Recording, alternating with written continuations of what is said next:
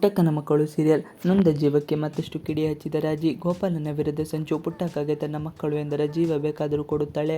ಮಕ್ಕಳಿಗೆ ಏನಾದರೂ ತೊಂದರೆ ಬಂದರೂ ಅದನ್ನು ಪುಟ್ಟಕ್ಕ ಸರಳವಾಗಿ ಬಗೆಹರಿಸುತ್ತಿದ್ದಳು. ಇದೀಗ ಸಹನಾ ನಾಪತ್ತೆಯಾಗಿದ್ದಾಳೆ. ಸಹನಾಳನ್ನು ಹೇಗಾದರೂ ಮಾಡಿ ಹುಡುಕಲೇಬೇಕು, ಆಕೆ ನಮ್ಮ ಮನೆಗೆ ಬರಲೇಬೇಕು ಎಂದು ಪುಟ್ಟಕ್ಕ ಪಟ್ಟು ಹಿಡಿದಿದ್ದಾಳೆ. ಸಹನಾಳನ್ನು ಕಂಡರೆ ಪುಟ್ಟಕ್ಕಗೆ ಅತೀವ ಪ್ರೀತಿ. ಚಿಕ್ಕ ವಯಸ್ಸಿನಿಂದಲೂ ಎಲ್ಲ ಕಷ್ಟವನ್ನು ತಡೆದುಕೊಂಡು ತನ್ನ ತಾಯಿ ಜೊತೆಗೆ ನಿಂತವಳು ಆಕೆ. ಅದೇ ಕಾರಣಕ್ಕೆ ಸಹನಾ ಅಂದರೆ ಅವಳಿಗೆ ಅಕ್ಕರೆ. ಸಹನಾ ಕಾಣದೇ ಇರುವುದು ನೋಡಿದ ಪುಟ್ಟಕ್ಕಗೆ ಬಹಳ ನೋವು ಆಗುತ್ತದೆ. ಇದೀಗ ಪುಟ್ಟಕ್ಕನ ಮನೆಗೆ ರಾಜಿ ಕಾಲಿಟ್ಟಿದ್ದಾಳೆ. ಪುಟ್ಟಕ್ಕನ ಮನೆಯಲ್ಲಿ ನಡೆಯುವ ಎಲ್ಲ ದುರಂತಕ್ಕೆ ಗೋಪಾಲಯ್ಯನ ಕಾಲ್ಗುಣವೇ ಸಾಕ್ಷಿ ಎಂದು ಗಂಡ ಗೋಪಾಲನ ವಿರುದ್ಧವೇ ರಾಜಿ ಸಂಚು ಮಾಡುತ್ತಾಳೆ. ಹೇಗಾದರೂ ಮಾಡಿ ಗೋಪಾಲನ ಪಡೆದುಕೊಳ್ಳಬೇಕು ಎನ್ನುವ ಆಸೆ. ಪುಟ್ಟಕ್ಕನಿಂದ ತನ್ನ ಗಂಡನನ್ನು ಹೇಗಾದರೂ ಮಾಡಿ ಕಸಿದುಕೊಳ್ಳಬೇಕು.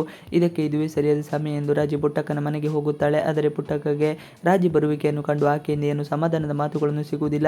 ಆಕೆಯಿಂದ ಬರೀ ನೋವು ನಮಗೆ ಅಷ್ಟೇ ಎಂದು ಮನದಲ್ಲಿ ಅಂದುಕೊಳ್ಳುತ್ತಾಳೆ. ಹಾಗೆ ಅದೇ ರೀತಿ ಆಗುತ್ತದೆ ಕೂಡ.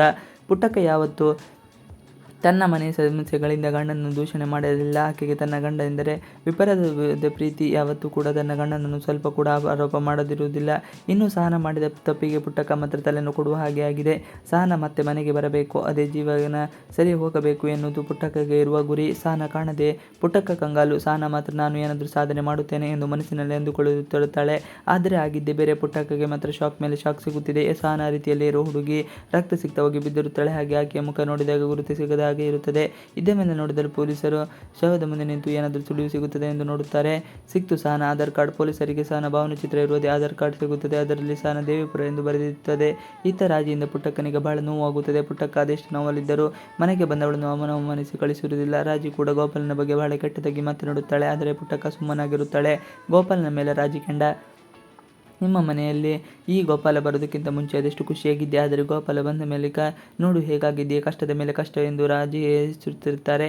ಹಾಗೆಯೇ ಸಹನಾ ಬಗ್ಗೆ ಮಾತನಾಡುತ್ತಾಳೆ. ಸಹನಾ ಯಾಕೆ ಮನೆ ಬಿಟ್ಟು ಹೋಗಿರುವುದು, ಆಕೆ ಮನೆ ಬಿಟ್ಟು ಹೋಗಿರುವಂಥದ್ದು ಏನಾಗಿದೆ, ಇಷ್ಟೆಲ್ಲ ಆದರೂ ಸಹನಾಕ್ಕೆ ತವರು ಮನೆ ನೆನಪಾಗುತ್ತಿಲ್ಲ. ಪುಟ್ಟಕ್ಕ ನಿನಗೆ ಮಗಳು ಎಂದರೆ ಎಷ್ಟು ಪ್ರೀತಿ ನನಗೆ ಗೊತ್ತಿದೆ, ಆದರೆ ನಿನ್ನ ಪರಿಸ್ಥಿತಿ ನೋಡಿದರೆ ಬೇಸರ ಆಗುತ್ತದೆ ಎನ್ನುತ್ತಾಳೆ ರಾಜಿ ವ್ಯಂಗ್ಯ. ಪುಟ್ಟಕ್ಕ ನನ್ನ ಬಾಳು ಹಾಗೂ ನಿನ್ನ ಬಾಳು ಈಗ ಗೋಪಾಲನಿಂದಾಗಿ ಹಾಳಾಗಿರುವುದು. ನಾನು ನೀನು ಯಾವತ್ತಿಗೂ ಕಣ್ಣೀರಿನಲ್ಲಿ ಕೈ ತೊಳೆಯುವಂತಾಗಿದೆ ಎಂದು ಬೇಸರ ಆಗುತ್ತಿದೆ ಎಂದು ರಾಜಿ ಹೇಳುತ್ತಾಳೆ. ಇವಿಷ್ಟು ಇವತ್ತಿನ ವಿಡಿಯೋ. ಈ ವಿಡಿಯೋ ಇಷ್ಟ ಆದರೆ ಪ್ಲೀಸ್ ಲೈಕ್ ಶೇರ್ ಸಬ್ಸ್ಕ್ರೈಬ್ ಮಾಡಿ. ನೀವು ನಮ್ಮ ಯೂಟ್ಯೂಬ್ ಚಾನಲ್ಗೆ ಸಬ್ಸ್ಕ್ರೈಬ್ ಆಗಿಲ್ಲ ಅಂದರೆ ಬೇಗ ಸಬ್ಸ್ಕ್ರೈಬ್ ಮಾಡ್ಕೊಳ್ಳಿ.